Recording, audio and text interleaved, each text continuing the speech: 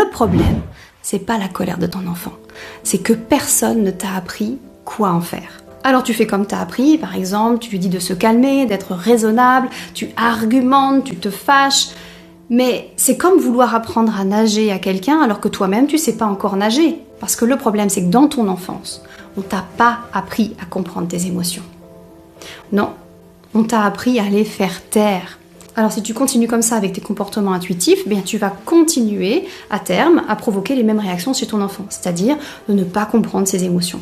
Et le jour où tu comprends vraiment l'utilité des émotions, comme la colère par exemple, eh bien tu réalises aussi que vouloir calmer cette colère sans la comprendre, la faire taire au plus vite en somme, ce n'est pas une solution. Parce que les émotions, qu'elles soient agréables ou non d'ailleurs, elles ont toutes une utilité, celle de te guider vers ce qui est bon pour toi.